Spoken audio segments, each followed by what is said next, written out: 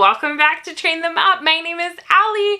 I am so thankful that you are here today because we are going to talk about one of my most favorite things, and that is a planner. I love planning. I love planners. I have bought many in my lifetime. I've spent an exorbitant amount of money on planners, and there's one particular company that I absolutely love and that I just keep coming back to year after year. So let's go ahead and take a look at said planner. All right, so this is my PLUM paper planner, and I absolutely love it. I love this company. It's made in the US, and it is very durable. It is thick and heavy, but it's awesome quality. It is pricier, but I am willing to pay the price for something that works and works well for my family. I could do a whole big flip through of this particular planner, but that is not my goal today. My goal is to show you some things that you may not have considered when planning for your upcoming homeschool year. So something that I would love to suggest to you, if you haven't already started planning, or even if you have, please consider doing this. It will rock your world. It has really helped me with planning, and that is to make two photocopies of the years at a glances. So we have 2022 and 2023. So since it's already August, I went ahead and skipped the first half of 2020 because we just don't need that anymore. So I have two sets of papers here, and I just did them single-sided. I don't know if you guys can see that. And so what I'm recommending is to have one copy that you can make more copies from. I don't know about you, but I love to reverse plan. And you might be wondering, well, what is reverse planning? I've never heard of that. Reverse planning is simply where you just record what you did that day instead of writing all the things that you would like to do. So this is my copy for, okay, this is what I would like to do, but in my planner, I am going to actually record what we did. So on the sheets, the copies here, I'll put important dates like birthdays, anniversaries, vacations, breaks, all of that on here. I like to refer to the list that I made of all the different curriculum. So for example, I made this a little bit ago. Actually need to update this. We've done quite a bit. So there's the weeks of how long the curriculum is and the different types, and down here I have some other curriculum, how many lessons, and how many weeks, and how many lessons per day. You know, it can all vary for the curriculum. Sometimes lessons take days. Some you can do in 10 minutes, and you can do multiple lessons in there. So what I like to do is look at that and then analyze our weeks and say, okay, well, I ideally want to do, let's say, 4 days a week. We generally do like 3 to 4 days. And I know many of you have older kids. I have a 2-year-old, and then I have some bonus kids that I nanny and homeschool part-time. That's a story for another day, though.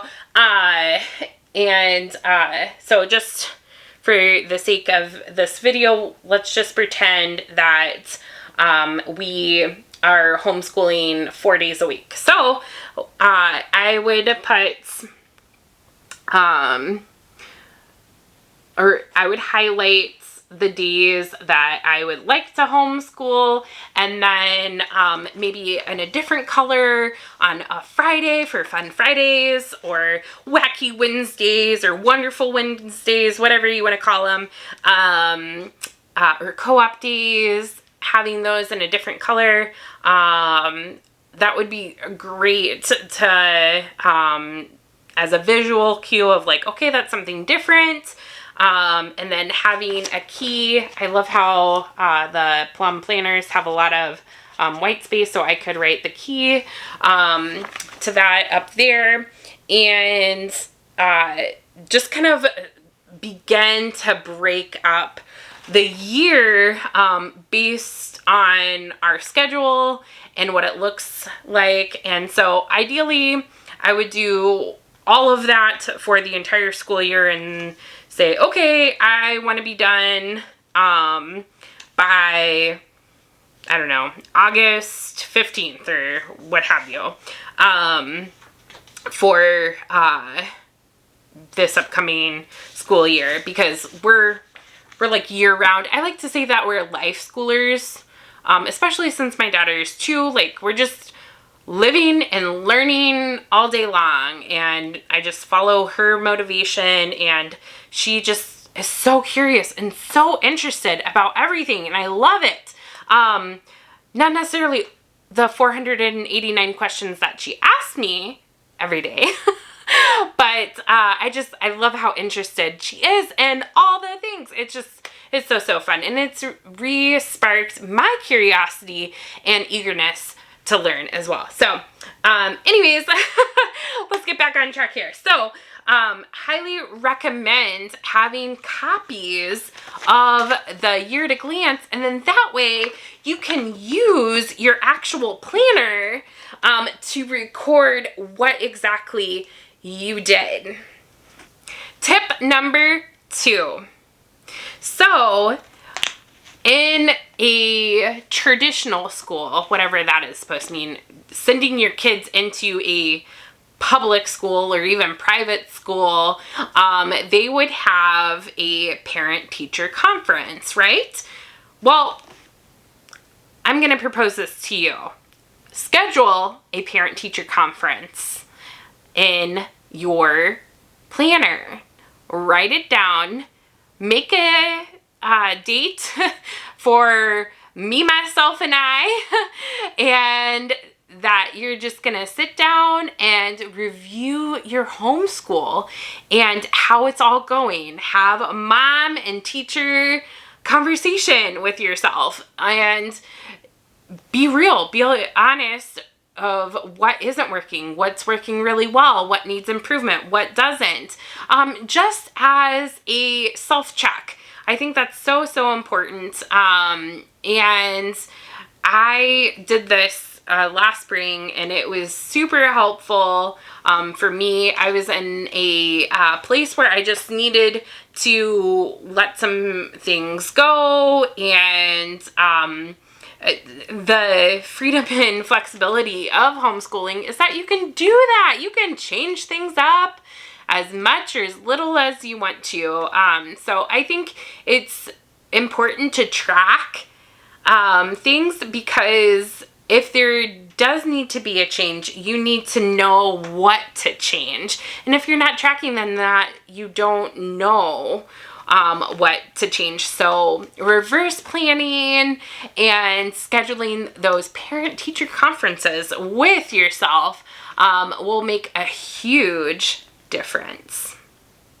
Tip number 3, I highly recommend adding in some buffer days into your plan, because you never know what's going to happen, because life happens. You can get sick, you can go off on an amazing rabbit trail and spend a lot of time following your child's interests, and get sucked into the black hole of the rabbit trail. And that's awesome and wonderful, but you still have to do X, Y, and Z from these other curriculums that you didn't get to because you went down that rabbit trail. So what I would highly recommend is add a few days into your schedule to catch up on curriculum if you do happen to get off track at some point. Some of those days can be built in on weekends if you would like to do that. Otherwise, tack them on at the end.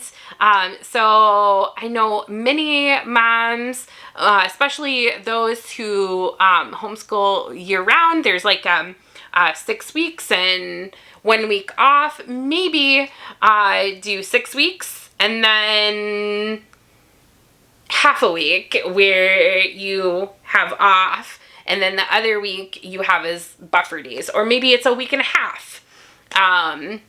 Whatever that looks like for you, but I highly recommend adding in those days so that way at the end of the year, it's not a scramble to get all of your requirements in for your state to complete whatever those are. So be kind, be gracious to yourself, and build in those buffer days.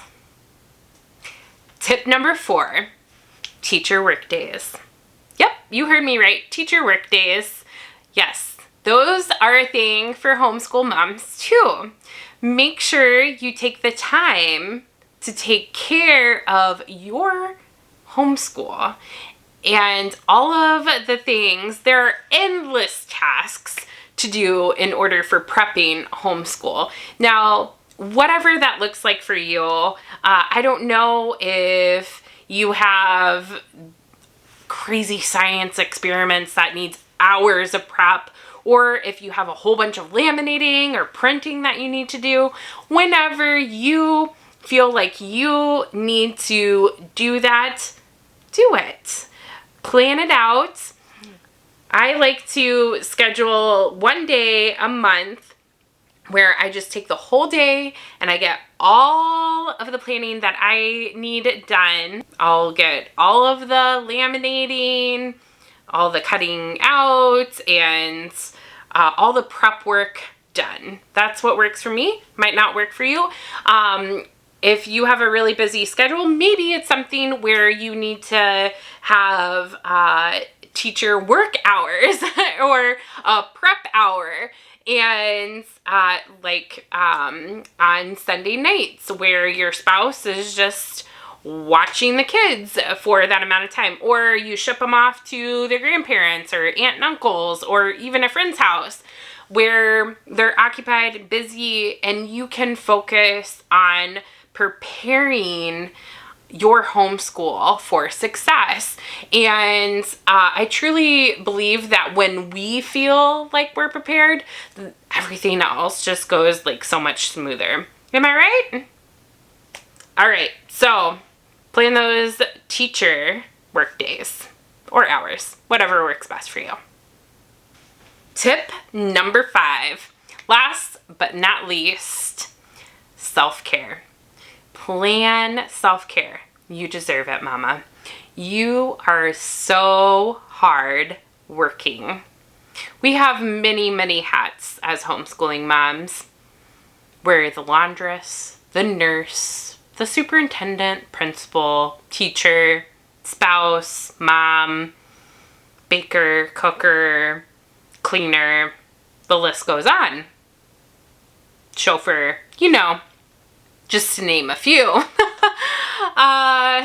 Gosh, we do so much, and it is important to fill our cup.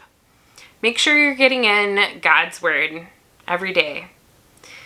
Fill your cup, not just with coffee or tea or what have you to get your energy, but make sure you are filling yourself, that you're energizing your soul, and you are feeding off of God's eternal life source, that you're plugged into Him. Get a pedicure, get a manicure, get a massage or go do some retail therapy. Whatever you need to do, schedule in that time. And what I'd like to suggest to you is team up with another homeschool mom where you can swap with the kids, or where you can send your kids over there and they can have like a fun learning day, and you have your day to go and do your things, and then you can swap. So like the next week, then you watch her kids and your kids at your house, and she gets to go and take care of herself.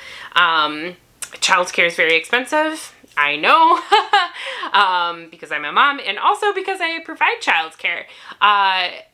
The rates are insane. So if you can have like a babysitting co-op or homeschool swap with kids, that can be so life-giving. And just take the time.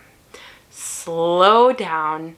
Make sure you are feeding your soul and refreshing yourself. You deserve it. You really do. And don't forget to be intentional about the self-care. Plan it. Mark it down. So those are my 5 tips for planning your upcoming homeschool year. If you liked this video, please give a big thumbs up and share with your friends. Don't forget to comment below on what some of your favorite homeschool planning ideas are. I will see you soon. Have a great day. Bye-bye.